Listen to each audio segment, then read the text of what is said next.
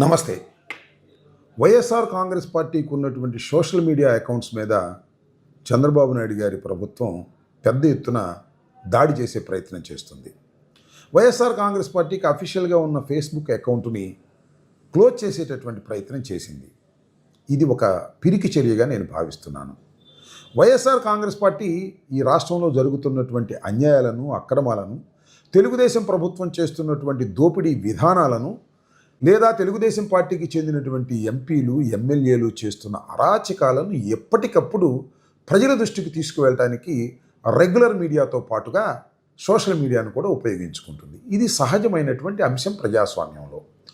Regular media 70% above Chandrababu Naidu గారి గుప్పెట్లో ఉంది కాబట్టి రెగ్యులర్ మీడియాలో మేము చెప్పేటటువంటి వాదనలు కానీ, విమర్శలు కానీ అంతగా ప్రజలకు చేరనీయకోకుండా చంద్రబాబు నాయుడు గారు ప్రయత్నం చేస్తున్నారు. సోషల్ మీడియా అలా కాదు. సోషల్ మీడియా ప్లాట్ఫామ్స్ మీద మేము చేసేటటువంటి ప్రతి విమర్శ కానీ, ప్రసంగం కానీ ప్రజల మధ్యకు వెళుతుంది. దాన్ని ఏదో ఒక విధంగా అడ్డుకోవాలనేటువంటి ఒక విష ప్రయత్నాన్ని చంద్రబాబు నాయుడు గారు చేస్తున్నారు. దానికి పోలీస్ వ్యవస్థను అడ్డం పెట్టుకొని వారి చేత కంప్లైంట్ ఇప్పించి మా అకౌంట్స్ని క్లోజ్ చేసేటటువంటి ప్రయత్నం చేస్తున్నారు. ఇది ప్రజాస్వామ్యంలో చాలా దురదృష్టకరమైనటువంటి ప్రయత్నం. ఇంకో మాట చెప్పాలంటే ఇది భావ ప్రకటన స్వేచ్ఛ మీద జరుగుతున్న దాడిగా మనం భావించాలి. మేము అనేకమైన విమర్శలు చేస్తాం. ఆ విమర్శలు సద్విమర్శలా లేక సద్విమర్శలు కాదా అని నిర్ణయించవలసింది ప్రభుత్వాలు కావు. ఖచ్చితంగా ప్రజలు నిర్ణయించాలి. ప్రజలకు చేరవేయాలి.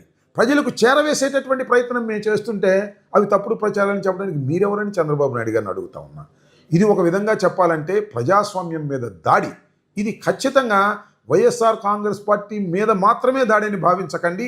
ఇది ప్రజాస్వామ్యం మీద దాడిగా భావించవలసినటువంటి అవసరం ఉందని ఈ సందర్భంగా నేను చెబుతున్నాను. ప్రతిపక్ష స్వరాన్ని అణిచివేయటానికి అధికార దుర్వినియోగానికి పాల్పడుతున్నారు అని కూడా అంటారు. సోషల్ మీడియా మీద ఆంక్షలు ప్రజాస్వామ్య విరుద్ధం. ప్రభుత్వ వైఫల్యాలను బయట పెడుతుంటే కక్షపూరితంగా మా అకౌంట్స్ని క్లోజ్ చేస్తున్నారని కూడా అంటారు. ఇంతకుముందు సోషల్ మీడియాలో యాక్టివ్గా పనిచేస్తున్నటువంటి వ్యక్తులకు నోటీసులు ఇచ్చారు, కేసులు పెట్టారు, భయపెట్టారు, జైల్లో పెట్టారు. అయినా కూడా సోషల్ మీడియాలో విస్తృతంగా విమర్శలు రావడంతో భయపడి ఈ విధమైన కార్యక్రమాలు నారా చంద్రబాబు నాయుడు గారు చేస్తున్నారనేది గమనించాలని కూడా మనవి చేస్తున్నాను. ఇప్పుడు కూడా ఇలాంటి చర్యలు ఎప్పుడు చేస్తారంటే పోగాలము దాపరించినప్పుడే ఇలాంటి చర్యలకు పాల్పడతారు. తెలుగుదేశం పార్టీ కూటమి ప్రభుత్వం చంద్రబాబు నాయుడు గారికి పోగాలము దాపరించింది కాబట్టే ఇలాంటి కార్యక్రమాలు చేస్తున్నారు. ఇది ప్రజాస్వామ్యవాదులందరూ ఖండించాలని కూడా ఈ సందర్భంగా నేను మనవి చేస్తున్నాను. దీన్ని వైఎస్ఆర్ కాంగ్రెస్ పార్టీ ఇంతటితో వదిలిపెడుతుందని అనుకోకండి. ఖచ్చితంగా దీని మీద న్యాయ పోరాటం సాధిస్తాం. న్యాయం జరిగేంతవరకు మా పోరాటం కొనసాగుతుంది. దీనిలో ఏ విధమైన సందేహము లేదని ఈ సందర్భంగా నేను చెప్పదలుచుకున్నాను. ధన్యవాదాలు.